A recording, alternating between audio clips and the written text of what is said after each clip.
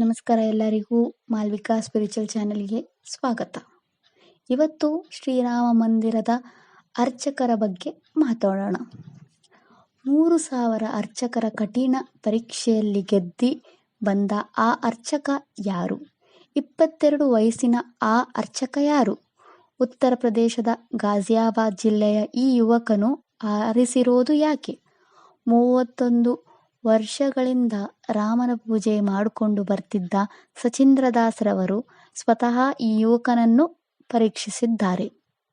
ಹೊಸದಾಗಿ ಕಟ್ಟಿಸಿರೋ ರಾಮ ಮಂದಿರಕ್ಕೆ ಅವರೇ ಪ್ರಧಾನ ಪೂಜಾರಿ ಆಗಿರ್ತಾರೆ.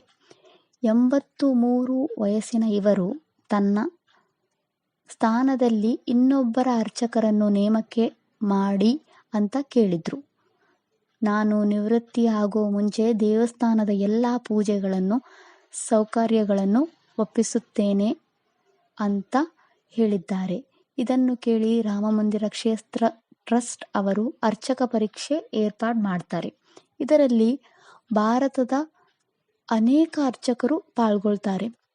ಈ ಪರೀಕ್ಷೆಯಲ್ಲಿ ಕೆಲವು ಷರತ್ತುಗಳು ಇದ್ದಾವೆ.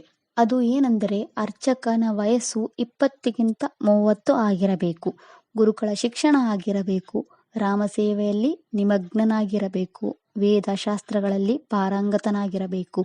ಈ ಪರೀಕ್ಷೆಯಲ್ಲಿ ಅನೇಕ ಪ್ರಮುಖ ಅರ್ಚಕರು ಇದ್ರು.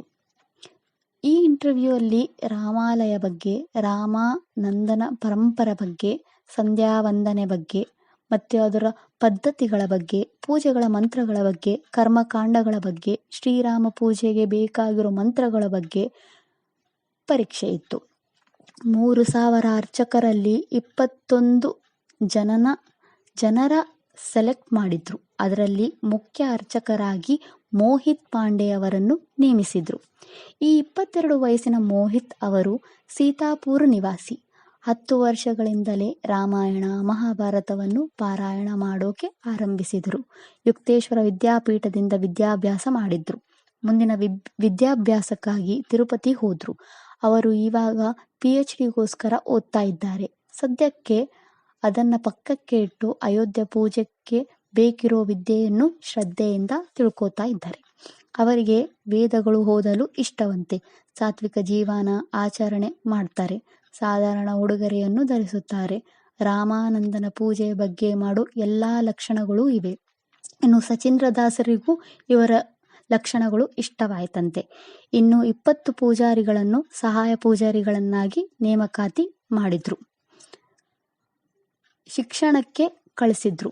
ಸದ್ಯಕ್ಕೆ ಸಚೀಂದ್ರದಾಸ್ ಅವರೇ ಶ್ರೀರಾಮ ಮಂದಿರಕ್ಕೆ ಪ್ರಧಾನ ಅರ್ಚಕರು.